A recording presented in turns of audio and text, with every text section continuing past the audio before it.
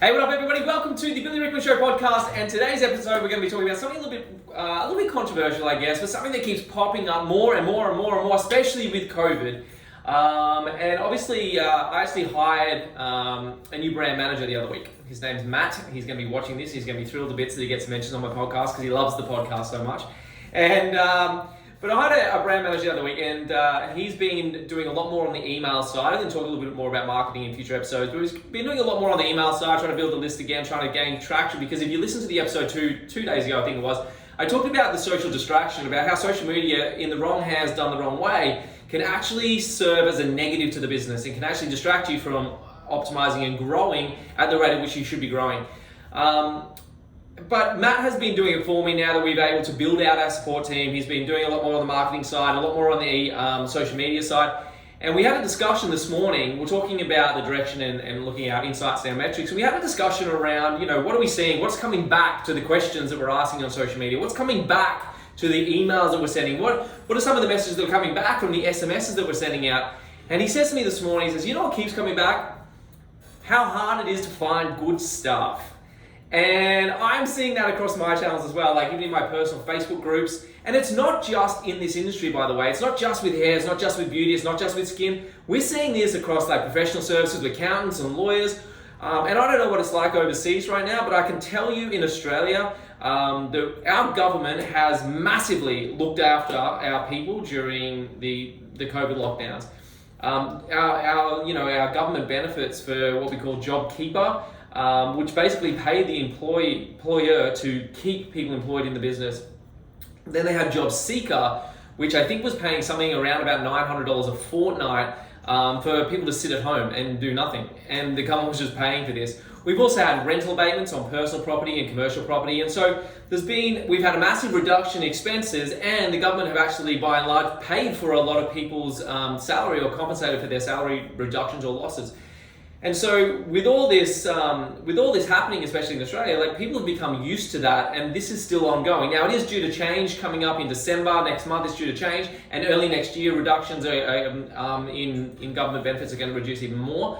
And so things will start to change next year. However, right now at this moment, people are struggling to find good staff, and not just good staff. Actually, I'll re-qualify that. They're not just finding good staff. It's hard to find staff, full stop. Some people are putting job ads out and not seeing anyone apply for a month, 2 months. I know so many businesses who have actually pulled their job ads because they're just not getting anybody apply. And so they're seeing it as a waste of money. And so in today's episode, I wanted to talk about staff, and I wanted to talk about why it is that maybe you're finding it is hard to find good staff. And as we emerge out of the COVID lockdown, these COVID restrictions, and we emerge into a new economy, and economies are cyclical, right? It goes up and down. We've seen it for the last 100 years since the stock market and the economies have been measured.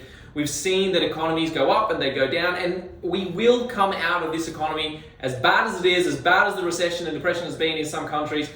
We will ultimately emerge from this economy. And the question is, where are you going to be when this happens? And we're going to do, again, I'm going to do some more episodes about emerging businesses and coming out of COVID, but specifically about today's episode, we're going to talk about staff. Where are you going to position yourself in terms of your staffing and your team? And are you going to be one of these people, that when people do start looking for work again, are you going to be the sort of business that you're going to find it easy to find staff? Or are you still going to be struggling because all the other businesses are snapping them up? And so there's two things I get asked all the time. It's how do I find good staff and how do I keep them? And ultimately, I said at the start of this podcast episode that this is going to be a little bit controversial. And so I do want to be a little bit edgier with this episode because people are too soft around this subject. The reality is that, let's talk about Nike. Nike, if they lost their CEO today, would not find it hard to get people applying to become the CEO of Nike. They wouldn't find it hard to find someone who wants to apply for as the marketing manager for Nike, as the senior marketing director. They wouldn't find it hard to have low-level management positions. They wouldn't find it hard to replace junior fashion designers. Nike would find it very easy to have people apply. I'm not saying great people, because great people are hard to find, but I'm saying the applicants, people who want to work for Nike. Nike would not have a hard time trying to replace those positions. Why? Because it's Nike. And I want to pause on that for a second, because it's Nike. Why am I pausing on it? Because the question you have to ask yourself is, what sort of business are you? And do people want to work for you? You can ultimately have the best job ad possible, right? You can have the best job ad. You get someone to copyright it, hire some of her thousands of dollars of professional copywriter to write you the best job ad possible. And you can attract a lot of people into your business. But if you attract them into your business, they get there for the job interview, or maybe somehow miraculously you push them through the job interview phase, the recruitment phase, and they come to work for you. Guess what's going to happen to good people once they start in your business? If your business is not Nike, they're going to leave. And so if you want to attract good people into your business, I want you to start to firstly look inside your business and do an analysis of how good your business actually is as a place to work, right? Do you have big goals and big dreams and big visions? Because I can tell you now, even from a sporting point of view, right? Championship winning sports people want to play for championship winning teams. They don't want to, you don't get Michael Jordan, or you don't get like, the best sports people in the world, and they go to an average team with a coach going, oh, you know what? It'd be good just to stay in the league this year. It'd be good if we win a couple of games this year. No, the best people want to play for the best teams. They want to win the trophies. And so if you want to attract great people, then you have to have a business that is set up for greatness. So what is your mindset? What is your philosophies? What is your vision? What is your mission? What are the values of the business? And how do you project them outwardly? How do you show that on social media? How do you show that on your website? How do you show that this is a great and dynamic place to be that causes people to actually want to be attracted to want to work for you? Right? Nike do that fantastically. And so that's why people want to work for Nike. Right? Because it's Nike. And so firstly, that's what I want you to look at in your business is the internal operations and what you project from what you believe inside your business. Secondly, is your business set up for success? Do you have a lot of clients? Are those clients fantastic? Do those clients spend a lot of money? Right? So what is the environment what is the type of client that comes into the business and works in that business? And not works in the business. It comes to the business and you work for them in your business. What is that type of client? Are they great? Are they excellent? Are they someone that your workers or your team will want to service, come to work every single day and service? The third thing is, what are the resources available to this person if they come to work for you? Is there good training? Is there good development? Is there progression? Is there career management? Are these things in place? Right? What is the culture of the business? Is it fun? Or is it stressed? Is there heaps of pressure in there? And not that pressure is always bad. Some pressure can be good, and great people oftentimes love pressure. But I'm talking about pressure that is just not nice, right? Or do you have a really fun and engaging and happy and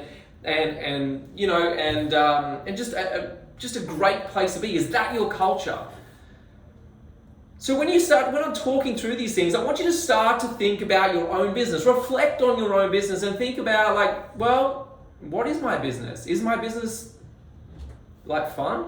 Is it exciting? Is it interesting? Do I have career development? Do I have good training? Are my resources available to them? Do I have a great mission? Am I determined? Am I ambitious? Am I looking for growth? What is my vision for the business?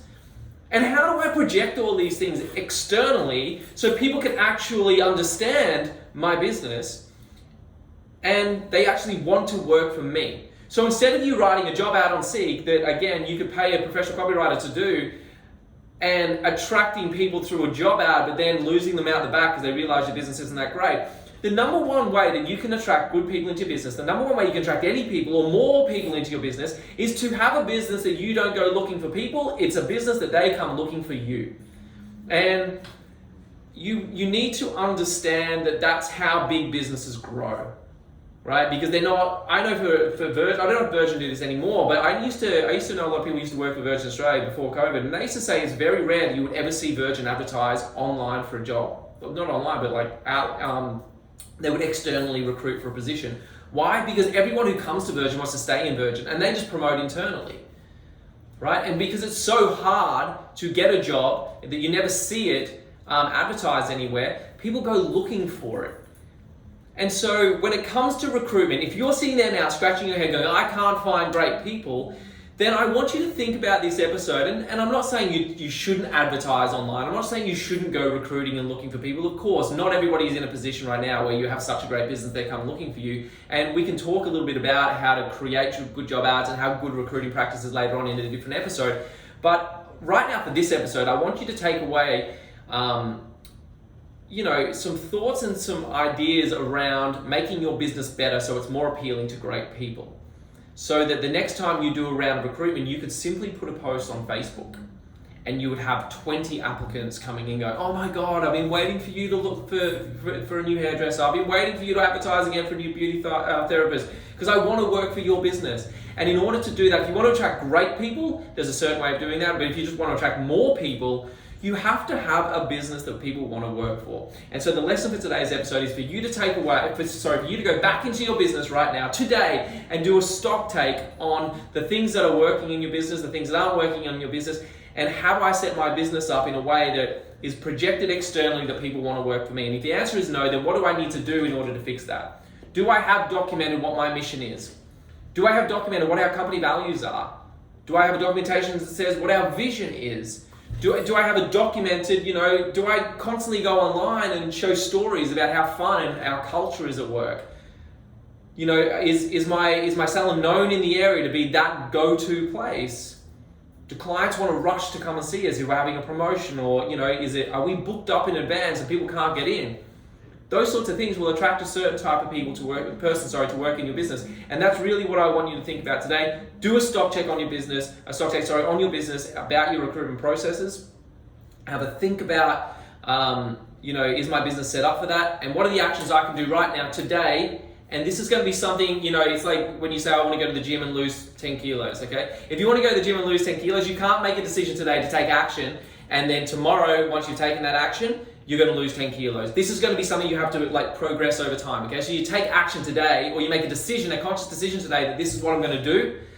And over time, by working on your business and having that goal in mind that I want my business to be appealing to more people in terms of recruitment to attract better people, if you have that mindset and you start to take little actions every single day, then in 1 month time, 2 months time, 3 months time, 6 months time, you're going to have a business that's really rock solid.